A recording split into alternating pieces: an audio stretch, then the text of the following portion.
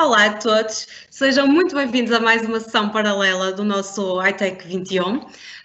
Eu sou a Ângela e agora para esta sessão nós vamos falar sobre proteção e segurança Microsoft 365 e para isso temos aqui o Luís Lopes e o Luís André Silva da Hydra que nos vão falar sobre toda esta parte da proteção da segurança do Microsoft. Antes de avançarmos, apenas aqui agradecer antes de mais a presença de todos e convidar-vos a deixarem as vossas perguntas no canto do lado direito e depois nós no final da sessão iremos responder às vossas dúvidas, ok? Pronto, e para não nos atrasarmos muito, vou então passar a palavra ao Luís, que vai dar aqui o seguimento à apresentação. Muito obrigado, Ângela, obrigado. Obrigado a todos que estão presentes. Eu espero que estejam bem e que também nos estejam a ouvir nas melhores condições. Eu vou partilhar o meu ecrã. Não sei se já se está a ver, Ângela, quando tiver, diz, por favor. Ainda não, só um bocadinho. Sim, agora já estamos a ver, Luís. Hoje vamos falar aqui na próxima meia hora, portanto, sobre proteção e segurança. É um tema muito abrangente e muito importante. Eu espero conseguir-vos passar uma imagem geral, enfim, de como é que a Microsoft está a abordar este tema, este grande tema, e focando-nos aqui em 2 ou 3 aspectos que me parecem que são, se calhar, mais críticos e que estarão, eventualmente, nas vossas cabeças neste momento. Hoje em dia o panorama da segurança informática é extremamente complexo. É complexo pela diversidade de dispositivos que eu tenho, pela dispersão desses dispositivos. Nós temos situações como, por exemplo, o Bring Your Own Device, em que as pessoas trazem os seus dispositivos para dentro da minha rede local, ligam-se por Wi-Fi na minha organização, usam os seus próprios dispositivos para acederem a aplicações da empresa. Temos o paradigma da cloud e tudo indica que vai continuar a existir e, portanto, que traz vantagens enormes, naturalmente, mas também outros desafios. Temos o IoT, portanto, há aqui um conjunto de desafios que se colocam quando falamos de segurança e que com uma complexidade extremamente grande. Paralelamente, ainda temos um conjunto de aplicações para lidar com cadeias de fabricantes, para lidar com estes diferentes temas. E, portanto, quando nós olhamos para o panorama geral da segurança, além dos desafios que se colocam às organizações, existem uma panóplia de soluções para cada um deles, ou para um conjunto deles, que torna ainda mais confuso nós decidirmos qual será a melhor abordagem, por um lado, e, por outro lado, torna difícil e, obviamente, com custos elevados a manutenção de todo este contexto. Aquilo que a Microsoft pretende fazer é unificar esta questão e, portanto, dentro daquilo que é a oferta Microsoft, conseguir abordar o tema da segurança de uma forma integrada, de uma forma unívoca, integrando quando é necessário, quando os clientes o desejam, com fornecedores externos. Portanto, tudo aquilo que nós vamos falar, apesar de obviamente estar muito focado na Microsoft, eu gostaria de deixar desde já a nota que há um conjunto de APIs que me permitem recolher informação de outros sistemas, de outras appliances, de outros fornecedores e, portanto, integrar no meu modelo de segurança da Microsoft. No entanto, se não tiver ou se optar por uma abordagem unicamente Microsoft, também encontrarei na Microsoft, com certeza, soluções para grande parte desses desafios. Portanto, a Microsoft vê o tema da segurança como algo muito abrangente, como algo que não está centrado no endpoint ou na solução de antivírus, ou na solução de gestão de equipamentos, ou nos acessos, que são no controle de acessos, mas é muito mais do que isso. E, naturalmente, tem aqui uma vantagem grande, que é o facto de ter um conjunto de aplicações que já são utilizadas por nós diariamente. O facto de eu conseguir trazer para dentro desta análise de segurança o poder computacional da cloud, que me permite fazer análise de um conjunto de ameaças, tirar inferências sobre essas mesmas ameaças e, portanto, reagir sobre elas. Todo este poder que existe e que está presente na cloud da Microsoft pode ser aproveitado em benefício de cada uma das organizações para poder atacar o problema da segurança de uma forma como se calhar até agora era extremamente difícil e não o conseguiram fazer.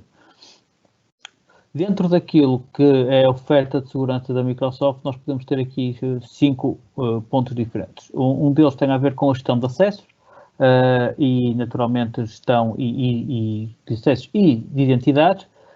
Aqui, obviamente, o Active Directory tem um papel fundamental e a capacidade que eu tenho no Active Directory de gerir esses acessos, ter acessos condicionais, é um passo extremamente importante para um início do tema e da conversa sobre segurança.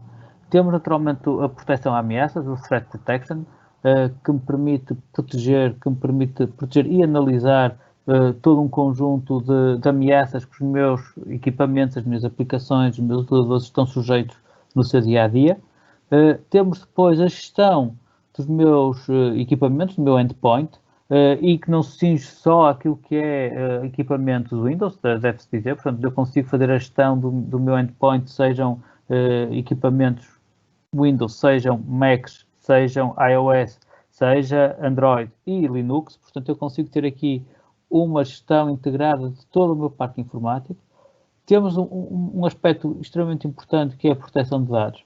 Não só do ponto de vista da proteção do acesso indevido ou da possibilidade dos dados serem corrompidos ou destruídos, mas também, acima de tudo, ou não menos importante, melhor dizendo, a proteção de forma a estar compliant com um conjunto de regulamentos que cada vez mais se colocam em cima das organizações, e no caso da União Europeia temos o famoso RGPD, e que me tornam e que eu necessito de garantir que estou a tratar os meus dados de acordo com esses regulamentos. O RGPD é um exemplo, existem outros, existem normas específicas de setor, e, portanto, a necessidade de tratar os dados de uma forma coerente e de uma forma alinhada com esses regulamentos é cada vez mais importante. Além disso, a proteção de potenciais fugas de informação e a proteção e a garantia de que eu tenho informação registada nos meus sistemas durante o tempo que ela tem que estar registada nos meus sistemas.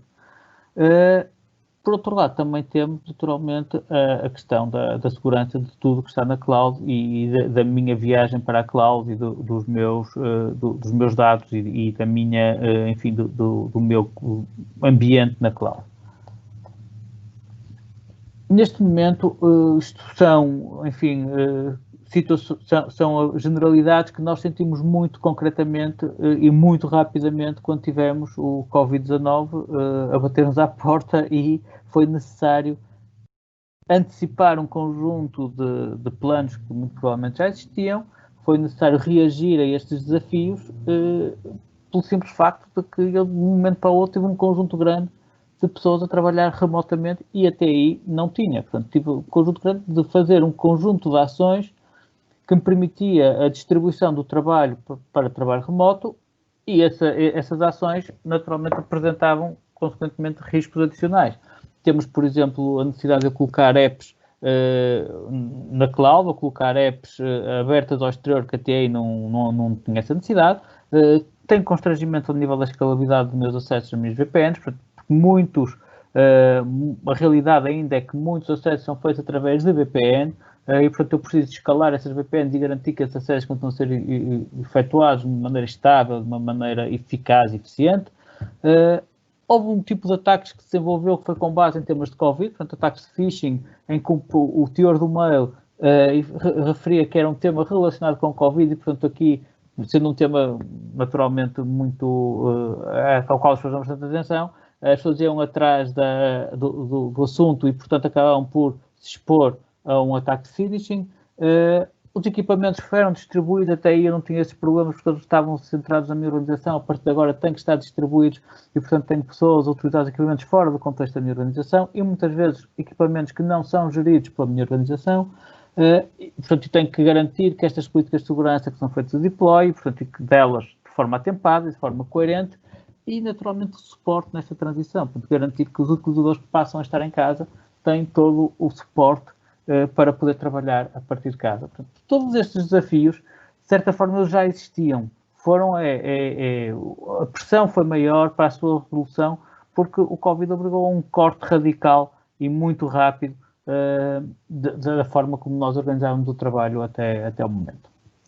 Portanto, e para estes temas, a Microsoft tem solução, naturalmente, e assenta, de maneira geral, numa abordagem Zero Trust. A abordagem Zero Trust pressupõe que nada é confiável. Portanto, eu vou ter que tomar ações explicitamente, vou ter que agir partindo do princípio que tenho que verificar se aquele utilizador é quem diz que é, tenho que verificar se ele está a ceder através de um equipamento fidedigno, tenho que garantir que os privilégios são os mínimos possíveis para as ações que se vão desempenhar e tenho que assumir que as falhas existem de segurança e, portanto, vou ter que monitorizar, vou ter que investigar, vou ter que prevenir, vou ter que partir do princípio que há uma falha e que a partir dessa falha vão-se desenvolver movimentos laterais e, portanto, tenho que garantir a segurança de tudo que está à volta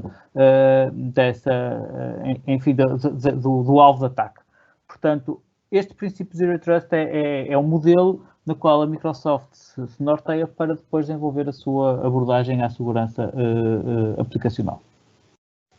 Daqui nós temos alguns componentes essenciais, temos a identidade, que é um fator crítico, e quando estamos a falar de identidade, atenção, não estamos necessariamente a falar de password, muitas vezes nós ligamos a identidade à password, não é esse o caso. Nós, quando falamos de identidade, estamos a falar de validar que o utilizador é quem diz que é, e aqui a autenticação multifator, que grande parte dos nossos clientes que usam Office 365, Microsoft 365 agora, aliás, já utilizam, é um fator fundamental para garantir a segurança da identidade. Temos a segurança nos dispositivos, temos a segurança nos dados e nas aplicações, portanto, tenho que garantir que aquelas aplicações estão autorizadas e a serem utilizadas pelos utilizadores na minha infraestrutura e na minha rede. Tudo isto acaba por ter aqui uma componente muito importante, que é a utilização, como eu já referi há pouco, das capacidades de inteligência artificial e de machine learning que a Microsoft tem, pelo simples facto de analisar o tráfego que se passa na internet e, portanto, conseguir a partir daí inferir. Obviamente não estamos a analisar o detalhe da mensagem, mas consegue inferir a partir das mensagens, a partir dos ataques que são feitos, consegue perceber a probabilidade de determinada mensagem ser um phishing ou não ser um phishing e, portanto, alertar para que eu possa tomar medidas preventivas. Concretizando e passando aqui já um bocadinho para aquilo que é as ferramentas e para aquilo que eu consigo fazer do ponto de vista aplicacional, como é que eu consigo interagir com o sistema, como é que eu consigo configurar e no fundo, pôr em prática isto que estivemos aqui a falar. Eu vou focar aqui em meio dos aspectos, depois o Luís André irá detalhar um bocadinho mais três pontos destes, mas nós temos o Active Directory como um elemento fundamental e a gestão do Active Directory como um elemento fundamental. Eu tenho aqui no Active Directory, neste caso, eu estou a ver uma imagem da visão geral do nosso Active Directory, que está sincronizado, portanto, com o nosso Active Directory On-Prem. Nós temos o Azure Active Directory sincronizado com o nosso Active Directory On-Prem e que me permite controlar um conjunto de coisas e analisar um conjunto de coisas. Portanto, há um conjunto de serviços significativos. Eu destaco, se calhar, aqui, por nenhuma razão particular, o acesso condicional, que acho que é algo bastante interessante e que consegue prevenir um conjunto vasto de ataques, inclusivamente o roubo de passwords, por exemplo, e a utilização de um equipamento que não está autorizado, com um utilizador fidedigno. Temos a possibilidade de eu consultar todos os logs de login e, portanto, ter aqui um registro de quem fez login, a partir de quando, qual foi o endereço IP que utilizou. Portanto, há aqui assim, toda essa informação fica registada, que me permite, se tiver necessidade de fazer aqui uma análise posterior, conseguir analisar e perceber o que é que se passou com um determinado movimento. E para vos dar aqui um exemplo do acesso condicional, vamos imaginar aqui um utilizador que faz login. O login é válido, é legítimo, diz quem é, o sistema identifica aquele utilizador como sendo quem diz que é. No entanto, ele está a aceder através de um dispositivo, através de um browser. Reparem que o utilizador está em Londres, portanto eu consigo identificar que o utilizador está em Londres e que fez o último login há 5 horas.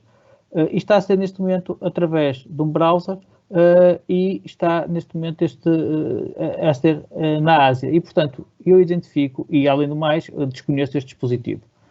identifico que é um acesso de alto risco e, portanto, vou negar o acesso. Portanto, o sistema faz isto de forma transparente, obviamente sem intervenção de um elemento humano, mediante as configurações que tem, porque detecta que, apesar daquele login ser um utilizador válido, o dispositivo que ele está a aceder não é um fidedigno e há informação que não coincide entre, enfim, que não é coincidente entre o último login que fez e a utilização do dispositivo. Um outro aspecto importante que eu penso também que é bastante interessante é o Endpoint Manager. Portanto, o Endpoint Manager permite-me fazer a gestão dos meus dispositivos e permite-me, a partir daqui, gerir os vários dispositivos que eu tenho na organização. Portanto, enfim, temos aqui um exemplo de um conjunto de dispositivos. Poderiam ser Windows, poderiam ser, e eu verifico que posso ter Windows, posso ter iOS, posso ter macOS. Portanto, há um conjunto de plataformas que são visíveis por aqui. O centro de conformidade também é extremamente importante porque vai-me permitir garantir a conformidade com um conjunto de normas e a gestão dessa conformidade com essas normas. Se repararem, por exemplo, tem aqui um conjunto de alertas também, e neste caso o simples facto de eu ter um volume de dados anormalmente elevado a ser eliminado gera um alerta e, portanto, eu recebo essa alerta como administrador e, portanto, posso a partir daí tentar perceber se aquela eliminação daqueles ficheiros é legítima ou não. Não vamos entrar aqui em detalhe, porque infelizmente temos pouco tempo, haveria muito para falar em cada uma destes temas. E depois, do ponto de vista do Centro de Segurança do Microsoft 365, portanto, aquilo que nós estamos aqui a ver, no fundo, são os vários centros de administração do Microsoft 365. Neste caso, tenho, enfim, uma visão geral da minha segurança, de como é que estão as minhas políticas de segurança, e aqui gostaria de referir uma coisa, que o próprio sistema vai-me orientar em que aspecto é que eu posso melhorar. Portanto, não me espelha só a minha realidade, como também me dá sugestões para que eu possa aumentar a minha classificação de segurança. Se nós formos ver, por exemplo, eu tenho aqui assim um conjunto de incidentes e, por exemplo, neste caso tenho um incidente que foi a identificação de uma tentativa de phishing e que o URL foi removido. Portanto, isto o próprio sistema de segurança da Microsoft está a agir diretamente a uma tomada de mensagem de mail. Há um outro aspecto muito importante, sabendo nós que grande parte dos ataques acabam por ter sucesso pelo comportamento dos utilizadores, a questão de sensibilização da utilização dos sistemas, sensibilizar os utilizadores para o tema da segurança é importante. E eu consegui medir isso. Eu consigo fazer simulação de ataques utilizando a segurança do Microsoft 365 para perceber qual é a reação dos meus utilizadores e agir depois, obviamente, com ações de sensibilização, falando com as pessoas, etc. E perceber em que medida é que este aspecto humano é um ponto crítico ou não na minha organização.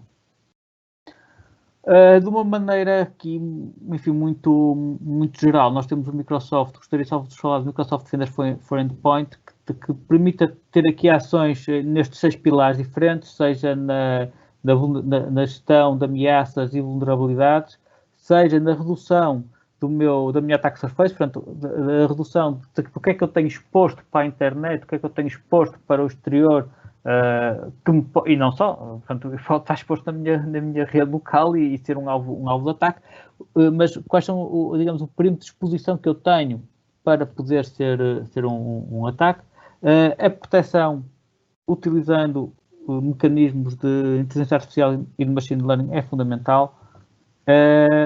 E depois temos naturalmente a detecção dos endpoints, portanto, dos equipamentos, a componente de investigação e poder sempre contar também com o apoio da Microsoft para resolver determinado tipo de assuntos que eu considero mais críticos.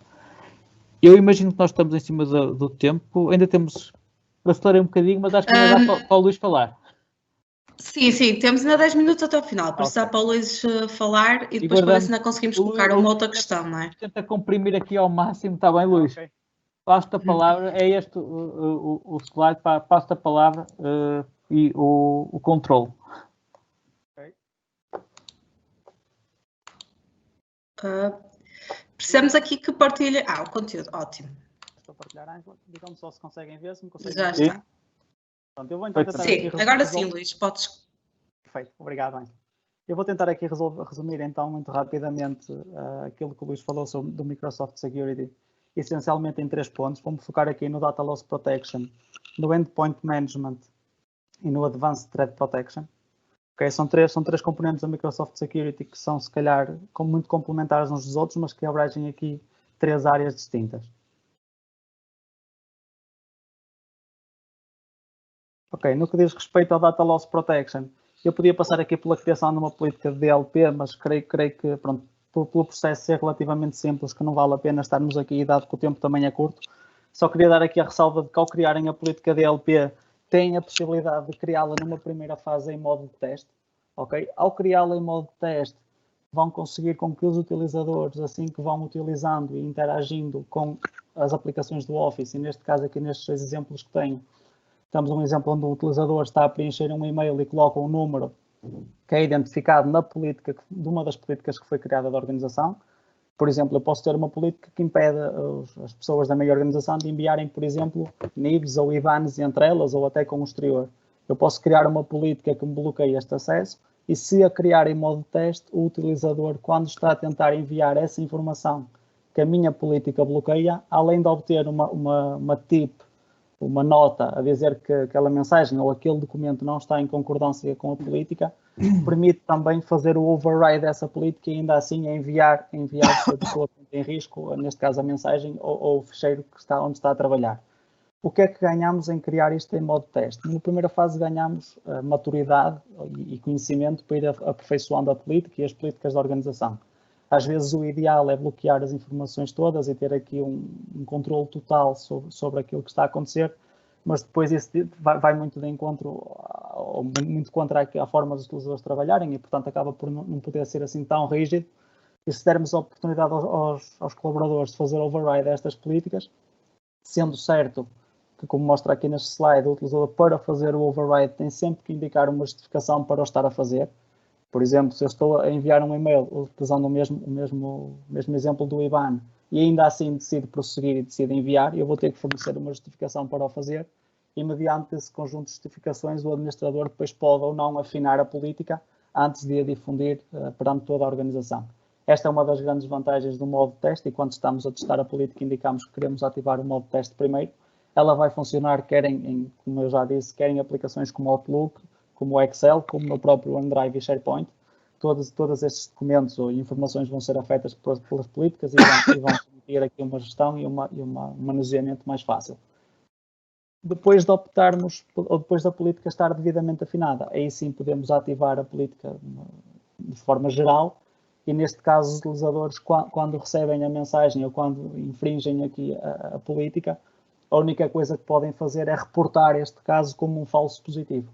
Isto porque o sistema, a política, poderá ser falível, poderá ter aqui alguns pontos que não foram previstos no momento da sua criação e, portanto, nós estamos a enviar uma mensagem que efetivamente poderíamos mandar e é uma coisa perfeitamente possível e que não está bloqueada, mas a política, por algum motivo, achou que era para bloquear e nós então reportamos como um falso positivo. Estas questões depois serão todas naturalmente analisadas em back-office pelo administrador e, se necessário, ajusta-se a política. Uma outra coisa que eu gostaria de falar, como o Luís estava, ou complementar aquilo que o Luís estava a dizer, é a questão do Endpoint Manager. Efetivamente, e dadas as condições em que estamos hoje, sobretudo com o teletrabalho, é importante ter uma gestão centralizada dos dispositivos e é importante conseguir fazer as ações básicas e as ações, se quisermos, prioritárias no que diz respeito à segurança, de uma forma distante e não tendo a necessidade de estar em contacto físico com o equipamento. É importante garantir e termos o cuidado que, nesta questão do Endpoint Manager, temos aqui uma forma fácil de inscrição dos dispositivos. Como podem ver aqui neste slide, há várias formas de inscrevê-los. A inscrição automática acaba por ser aquela que, se calhar, é mais fácil de adotar e que menos impacto tem na organização. Muito rapidamente, a inscrição automática serve para quando um utilizador faz login num computador com a conta institucional, esse computador fica automaticamente registado neste Endpoint Manager e, se o utilizador tiver algum perfil de configuração associado, esse perfil é transposto para o computador. Imaginem, no caso do teletrabalho, vocês terem a necessidade de comprar um novo computador para um colaborador, podem enviar diretamente o computador para a casa desse colaborador e esse colaborador, ao ligar, indica o user e a password correspondentes da conta Microsoft e ele vai puxar todas as definições e, numa situação limite, até instalar automaticamente todas as aplicações. Tendo todos os dispositivos registados Conseguimos ter também nesta plataforma um overview sobre os mesmos. Como o Luís disse, é possível registrar nos dispositivos Android, iOS, Windows, macOS. Temos aqui uma capacidade desta ferramenta a abraçar todos os dispositivos que a organização poderia ter para trabalhar, sendo dispositivos da mesma ou dispositivos do colaborador, mas para uso da organização, no caso do Bring Your Own Device, por exemplo. E depois até fazer uma gestão e um controle por plataforma ou até por dispositivo, ok? Como estamos a ver aqui neste slide, através do Endpoint Manager. E vamos pôr aqui um exemplo muito claro. Imaginem que há um colaborador que por algum motivo ficou sem o portátil, ou porque ele se estragou, ou porque uma situação de litígio ou de furto, alguma coisa. Tendo este computador registado devidamente no Endpoint Manager, eu consigo entrar aqui, por exemplo, e limpar todas as informações da minha organização de dentro desse computador. Okay? Há aqui uma série de controles de segurança acrescidos que pelo equipamento estar inscrito neste Endpoint Manager eu consigo ter ação e não necessito fisicamente ter acesso a esse dispositivo. Uma das coisas que faz parte deste Endpoint Manager é o Endpoint Security, e que eu aqui represento muito na vertente do antivírus. Okay? Este antivírus do Endpoint Security está diretamente ligado com o antivírus do Windows Defender dos dispositivos com Windows 10, e nós podemos aqui definir políticas de antivírus e de firewall, e difundi-las diretamente para os equipamentos. Este centro de antivírus acaba por ser muito útil também para percebermos, por exemplo, no caso de algum colaborador, caso tenha permissões para o fazer, tenha desativado, por exemplo, a firewall, nós ficamos aqui com a indicação de que há um dispositivo que não está compliance com a nossa organização e, portanto, podemos atuar sobre essas questões e nunca temos, se quisermos, a falta de informação de que os dispositivos não estão compliance, entre muitas outras coisas que este Endpoint Security nos permite fazer. Ou seja, no fundo, o DLP ajuda-nos aqui a ter um controle sobre as informações e sobre as partilhas de informação, e este Endpoint Manager dá-nos aqui algum controle sobre os dispositivos da nossa organização e sobre aquilo a que dizem respeito, na vertente da segurança, muito concretamente no tema desta sessão, ainda que esta questão do Endpoint Manager possa ser ainda alargada para o que é o Microsoft Advanced Threat Protection. Muito rapidamente, o Microsoft Advanced Threat Protection é, se quiserem, a plataforma de segurança mais robusta da Microsoft, se quisermos a par do Sentinel. É uma ferramenta bastante complexa e eu aqui gostava só de focar esta secção da Threat and Vulnerability Management. Nós conseguimos perceber que score é que a nossa organização tem face àquilo que são as recomendações de segurança da Microsoft, e além deste score conseguimos perceber as ações recomendadas pela Microsoft para o aumentarmos e dessa forma estarmos cada vez mais seguros. As recomendações de segurança propostas pelo ATP têm em conta não só standards de segurança da Microsoft, como por exemplo alertar a que todas as organizações tenham uma autenticação multifator ativa, é uma coisa que é transversal a todas as organizações e está claramente identificado como um ponto de melhoria de segurança, mas também vai diretamente às aplicações que estão instaladas nos computadores que estão registados. Por exemplo, se olharmos para este exemplo, uma das recomendações de segurança é fazer o update à versão do WinRAR que está presente em 10 dispositivos. Okay? Este portal e esta ferramenta da Microsoft é capaz de ir a esse nível, ou seja, descer a baixo nível e dar-nos aqui algumas informações de segurança e expor aqui algumas vulnerabilidades específicas dos equipamentos que constituem o nosso parque informático. À medida que vamos trabalhando e que vamos implementando estas melhorias e fazendo estas recomendações, podemos ter aqui uma monitorização das atividades em curso através desta secção de remediation. Basicamente diz-nos daquilo que precisamos de implementar, em que fase é que as coisas estão, para conseguirmos ir controlando o rollout destas atualizações. Conseguimos também colocar o foco da segurança não só em recomendações, como também em aplicações específicas. Este exemplo, por exemplo, está a pegar no Windows 10 como uma aplicação que está presente em alguns dispositivos. Se olharmos ali no print concretamente, podemos ver que está inserida em 11 dispositivos. E tem aqui algumas recomendações de segurança e vulnerabilidades que foram descobertas pelo ATP e sobre as quais nós devemos agir. Ou seja, além de estarmos com o foco nas aplicações, podemos ter também o foco específico em Windows 10 ou numa outra qualquer aplicação que não pertence à Microsoft, mas que o ATP consiga analisar para esse efeito. Aliado a isto, conseguimos também, e para terminar aqui muito rapidamente, conseguimos colocar o ónus desta análise também sobre um equipamento em específico, enquanto nós no Endpoint Manager tínhamos ações básicas como limpar os dados do computador ou simplesmente reiniciar ou executar aqui uma ação de antivírus. Neste portal e através do ATP conseguimos ir ainda mais fundo, perceber com que nível de risco é que este computador está face a todos os estándares da minha organização e dessa forma fazer algumas recomendações e agir especificamente sobre este dispositivo e tendo ele como foco. Ou seja, no fundo o ATP complementa todas as questões de segurança que falámos até agora e permite-nos aqui ter o âmbito e ter o foco em ações diferentes e em tarefas diferentes, sempre com o objetivo de elevar aqui o meu score de segurança e de me tornar cada vez mais seguro.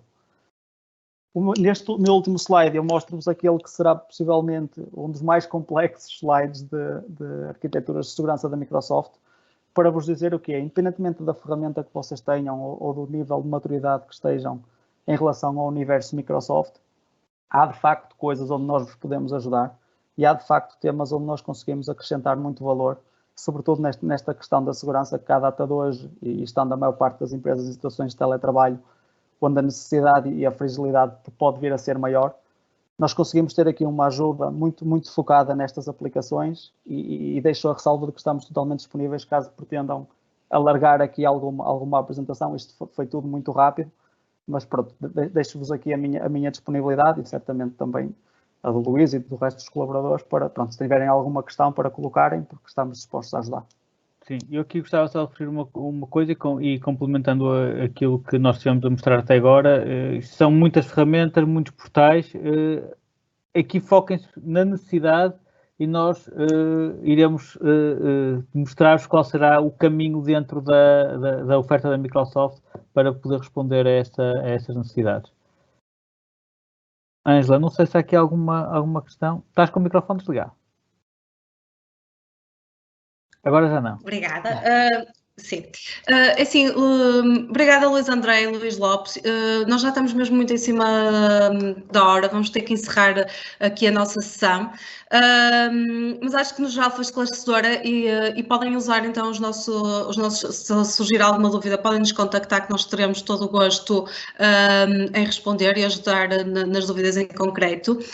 Nós agora daqui a 2-3 minutinhos vamos ter a última sessão.